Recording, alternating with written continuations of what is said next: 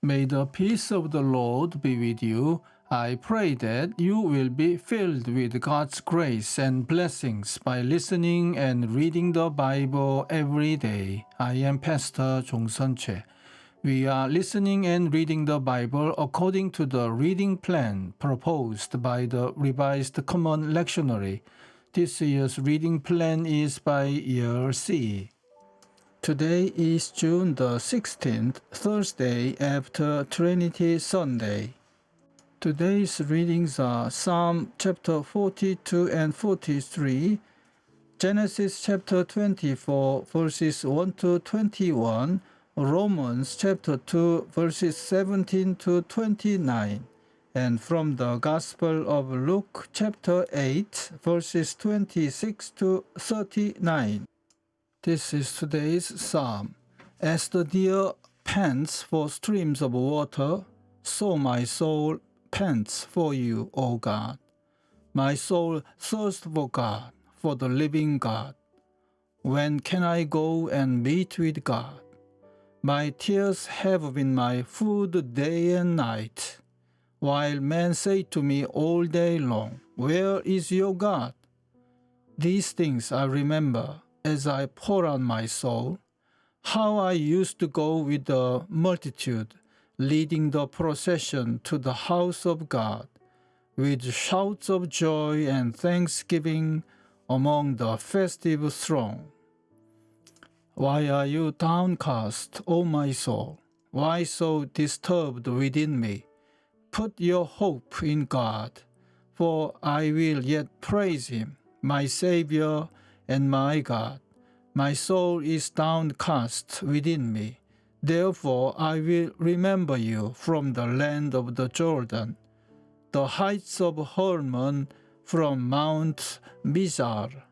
Deep calls to deep in the roar of your waterfalls. All your waves and breakers have swept over me. By day the Lord directs his love. At night his song is with me, a prayer to the God of my life. I say to God, my rock, why have you forgotten me?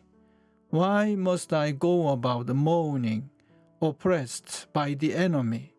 My bones suffer mortal agony as my foes taunt me, saying to me all day long, "Where is your God?" Why are you downcast, O my soul? Why so disturbed within me? Put your hope in God, for I will yet praise him, my Savior and my God. Vindicate me, O God, and plead my cause against an ungodly nation. Rescue me from deceitful and wicked men. You are God, my stronghold. Why have you rejected me? Why must I go about mourning, oppressed by the enemy? Send forth your light and your truth. Let them guide me. Let them bring me to your holy mountain, to the place where you dwell. Then will I go to the altar of God, to God, my joy and my delight. I will praise you with the harp, O God, my God. Why are you downcast, O my soul? Why so disturbed within me? Put your hope in God, for I will yet praise him, my Savior and my God. Amen. This is today's first reading. Abraham was now old and well advanced in years, and the Lord had blessed him in every way. He said to the chief servant in his household, the one in charge of all that he had, "Put your hand under my thigh. I want you to swear by the Lord, the God of heaven and the God of earth, that you will not get a wife for my son from the daughters of the Canaanites, among whom I am living, but will go to my country and my own relatives and get a wife for my son Isaac." The servant asked him, "What if the woman is unwilling to come back with me to this land?" Shall I then take your son back to the country you came from? Make sure that you do not take my son back there. Abraham said, The Lord, the God of heaven, who brought me out of my father's household and my native land, and who spoke to me and promised me on oath, saying, To your offspring I will give this land. He will send his angel before you, so that you can get a wife for my son from there. If the woman is unwilling to come back with you, then you will be released from this oath of mine. Only do not take my son back there. So the servant put his hand under the thigh of his master Abraham and swore an oath to him concerning this matter. Then the servant took 10 of his master's camels and left, taking with him all kinds of good things from his master. He set out for Aram Naharaim and made his way to the town of Nahor. He had the camels kneel down near the well outside the town. It was toward evening, the time the women go out to draw water. Then he prayed, O Lord, God of my master Abraham, give me success today, and show kindness to my master Abraham. See, I am standing beside this spring, and the daughters of the townspeople are coming out to draw water. May it be that when I say to a girl, Please let down your jar, that I may have a drink, and she says, Drink, and I will water your camels too. Let her be the one you have chosen for your servant Isaac. By this I will know that you have shown kindness to my master. Before he had finished praying, Rebekah came out with her jar on her shoulder. She was the daughter of Bethuel, son of Milcah, who was the wife of Abraham's brother Nahor. The girl was very beautiful, a virgin. No man had ever lain with her. She went down to the spring, filled her jar, and came up again. The servant hurried to meet her and said, Please give me a little water from your jar. Drink, my lord, she said, and quickly lowered the jar to her hands and gave him a drink.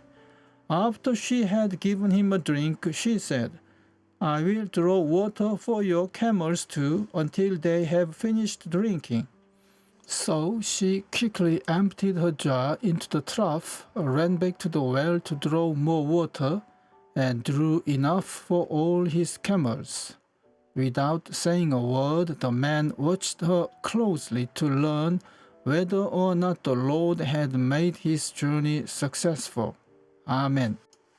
This is today's second reading. Now you, if you call yourself a Jew, if you rely on the law and brag about your relationship to God, if you know His will and approve what is superior because you are instructed by the law, if you are convinced that you are a guide for the blind, a light for those who are in the dark, an instructor of the foolish, a teacher of infants, because you have in the law the embodiment of knowledge and truth.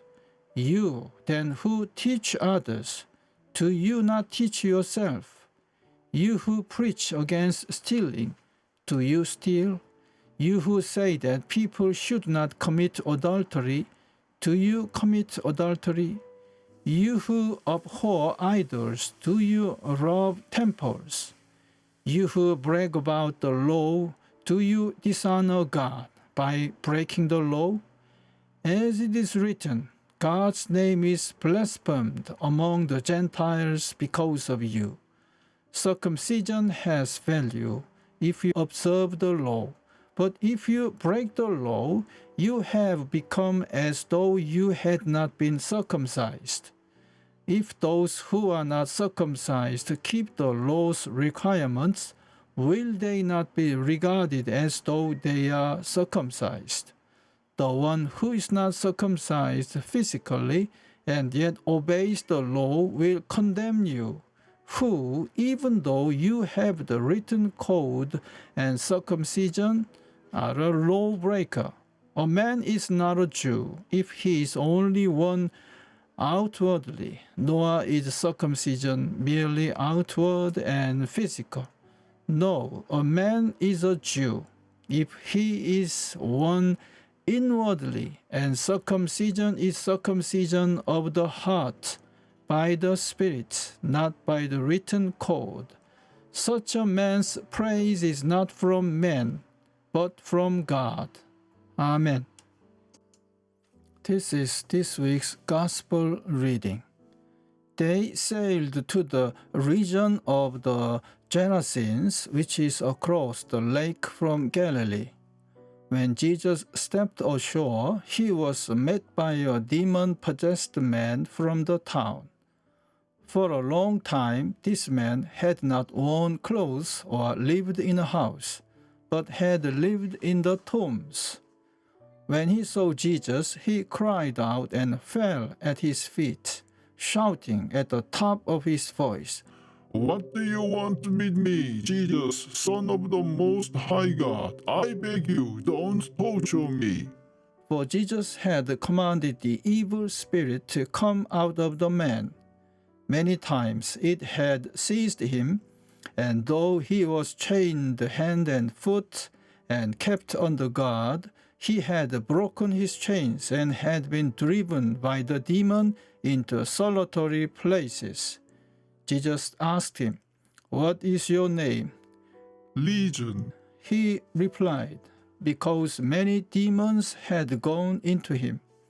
And they begged him repeatedly not to order them to go into the abyss. A large herd of pigs were feeding there on the hillside. The demons begged Jesus to let them go into them, and he gave them permission. When the demons came out of the man, they went into the pigs, and the herd rushed down the steep bank into the lake and was drowned.